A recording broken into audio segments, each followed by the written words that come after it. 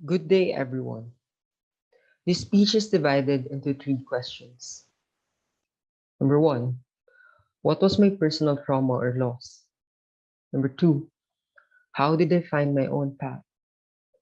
And lastly, how did I reconcile to be a better version of myself?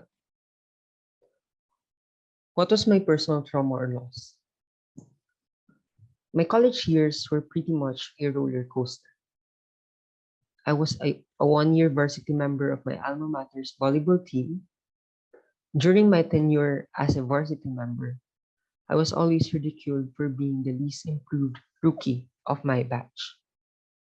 My senior teammates would always compare me to others and even demean me for being the weakest.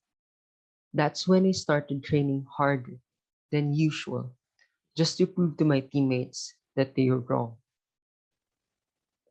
After a year, I left the varsity upon concluding that this was a hopeless case, that despite my efforts, the same would not accrue to my goal of becoming the best volleyball player my alma mater has produced.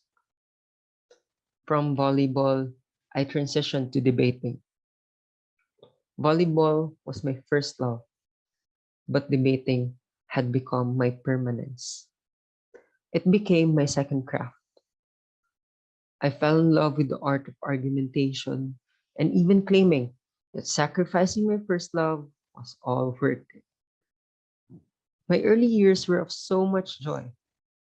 I loved the company and I enjoyed the dream of becoming the best and highly celebrated debater in our batch. But the expectation of success did not accrue.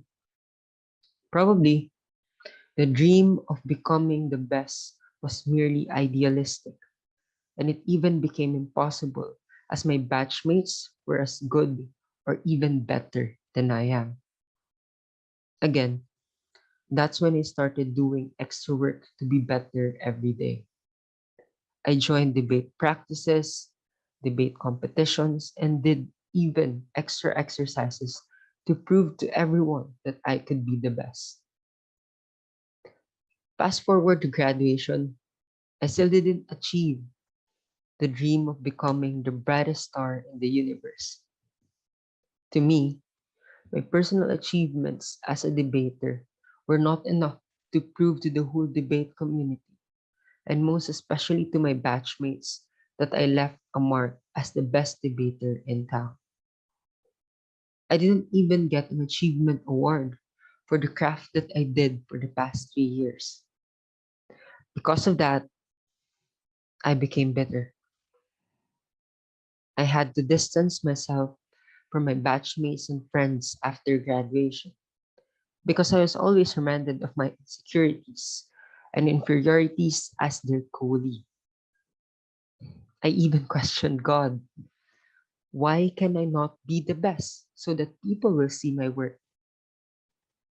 That's where I deduced that I could not be the best, that my work was just merely satisfactory or average. I stopped believing in myself. I stopped dreaming. I would just settle for less and would measure my work to the least standard possible. How did I find my own path? A year after graduation, I entered law school.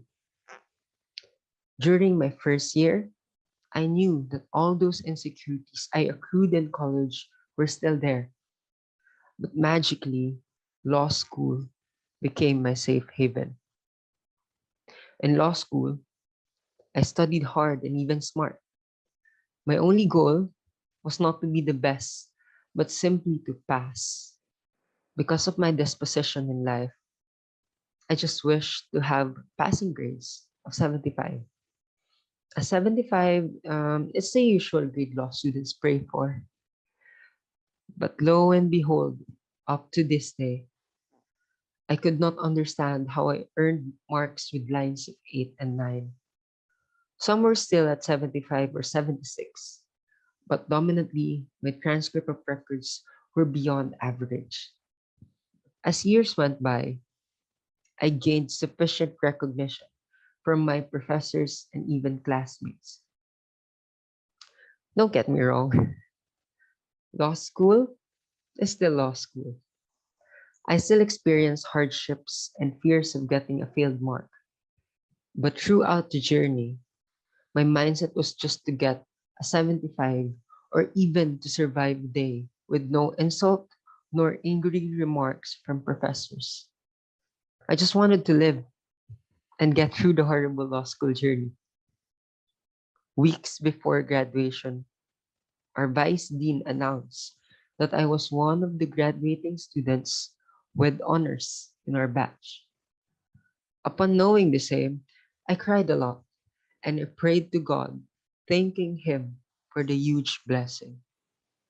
After all the drama, I reflected on what went right this time. I realized that law school became a transformative arena. Law school taught me five things: to focus on little things and details that matter, and not to prove anything to anyone, but to prove something to myself.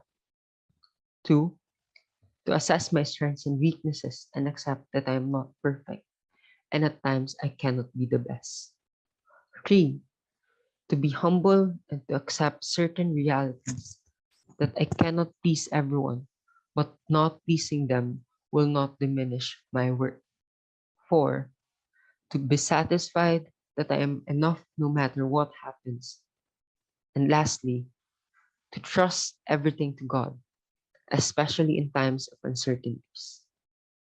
These five realizations guided me throughout my journey.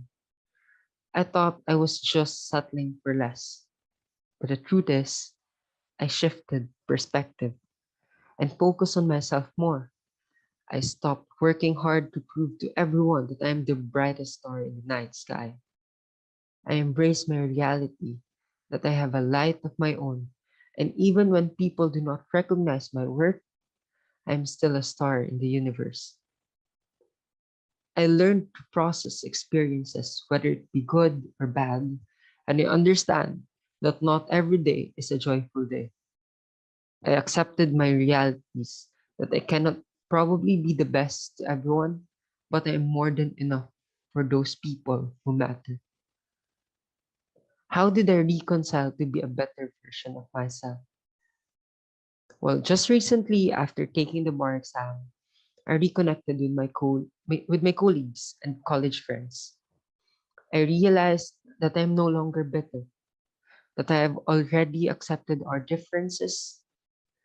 I stopped looking at them as my competitors and I recognized them as my friends. There were still instances, though, where I still feel my insecurities, but generally, I have learned to manage them. I have acknowledged that inferiorities and insecurities are all part of human imperfections. It will not be gone, but the best thing to do is to control these insecurities and not to allow them affect my relationships with others. I have also discerned my worth.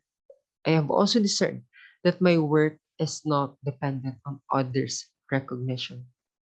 Again, I do not have anything to prove to anyone. This line became my mantra when I was taking the bar exam. Lastly, I learned to be grateful even with small successes I achieved every day. Recognition of small successes starts with learning to divide tasks into manageable chunks in order to arrive at the end goal. This is important in constantly reminding myself that I am capable of achieving small things with great heart. That's when I reconcile to be a better version of myself. My journey has not yet ended, but it has become more exciting. I just hope that God judges me to be worthy in order to administer justice and to legally serve the people with passion and purpose. Thank you everyone for listening. Again, good day.